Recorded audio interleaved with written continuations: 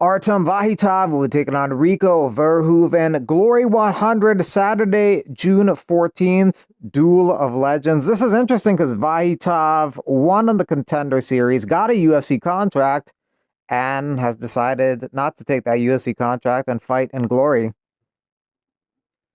Dana probably offered Vahitov something like the 10K to fight, 10K to win, standard Dana White Contender Series UFC contract, whereas Glory offered him probably way more money. Unfortunately, we could not reach an agreement with UFC because they have their own protocol, but we still have good relations with them. So that's it. UFC always offering like a standard contract after Dana White Contender Series.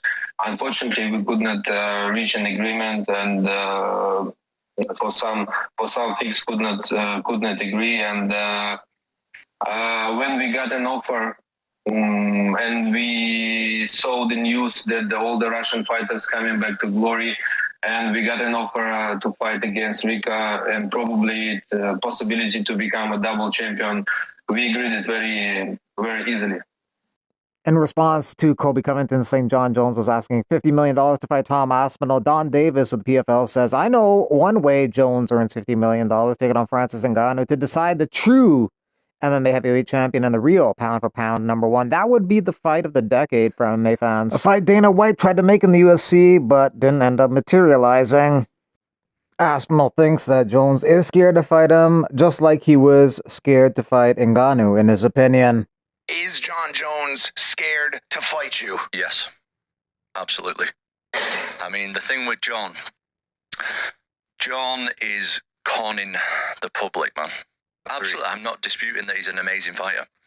I think the fact that he didn't want to fight Ngannou for 3 years, and now he's not wanting to fight me for over a year. And he just, the way he manipulates the media and the public is super smart. I'm not taking anything away from him. But do I think he's scared to take the tough fights at this stage in his career? Absolutely. Sean Strickland, happy to be back in the gym. He had to get nose surgery after breaking his nose in his fight with DDP. Alright guys, first day back to actual sparring. Nose, a little sore, but it feels real fucking good to be back, have a purpose. Ilia Topuria is honored with a street named Paseo Ilia Topuria in Toledo, Spain. Toledo, a historic city in central Spain, often celebrates cultural icons, with Topuria Street joining landmarks like the Alcántara Bridge. Topuria's recognition aligns with his recent nickname change to La Leyenda, the legend, announced during a ceremony in Toledo as he prepares to move to the lightweight division. A lot of people is what I always say. You need to see to believe. I first believe it and then I see it. So the nickname that will accompany me in my next fights are going to be the legend.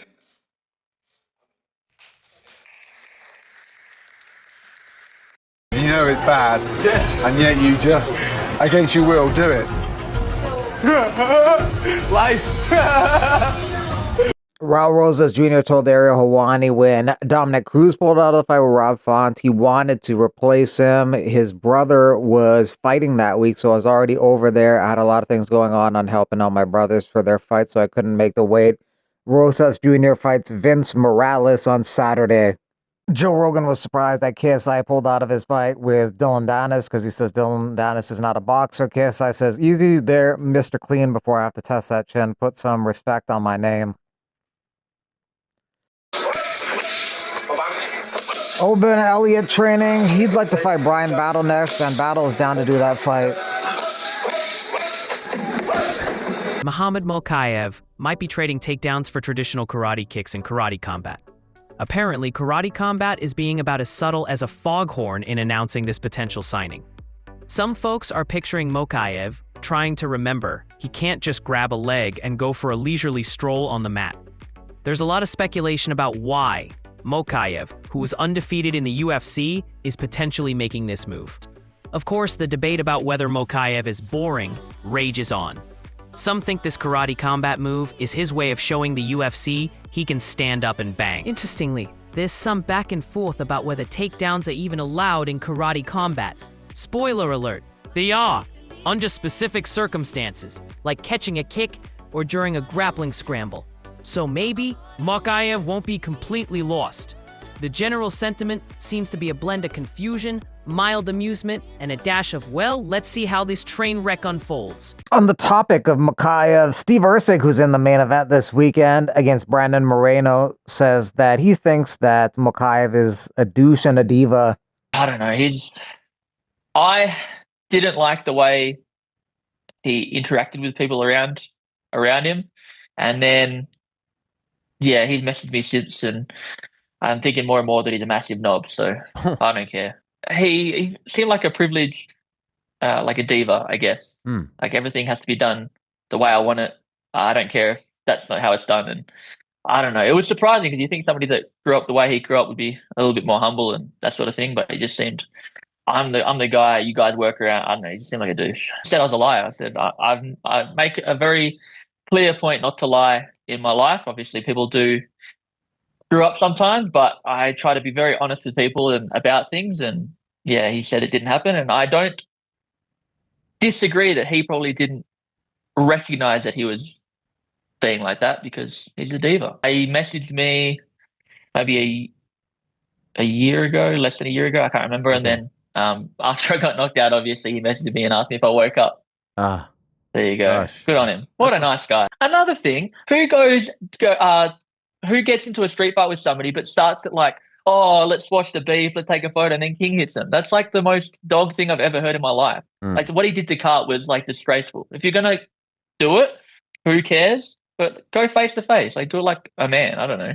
It was disgusting. I'd love to slap him around, 100%. I assume that if I ever went to London and he saw me in the street, I assume he's gonna try to King hit me. So I'm ready for whatever nonsense he wants to generate, I guess. It's been 500 days since Tom Aspinall claimed the interim UFC heavyweight title on November 11th, 2023.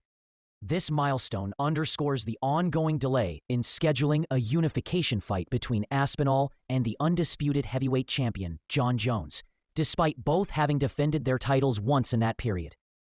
The situation has sparked frustration, with reactions ranging from calling the delay embarrassing for the UFC to accusing Jones of avoiding the fight. In 34 days, Tom Aspinall will officially become the longest reigning interim champion in UFC history, passing Barrow's record of 534 days. College red light therapy has been a game changer for my recovery this fight camp. When my body gets beat up, I turn to my Kala products to help me push forward. My favorite product is my PEMF mat. I love to lay on it after a long training session to relax and rejuvenate. I'm also a big fan of my Kala Red Light Mini 2.0. It lets me take advantage of red light therapy on the go and at home whenever I need it. It's the world's most advanced handheld red light therapy device and the first to have 4 wavelengths.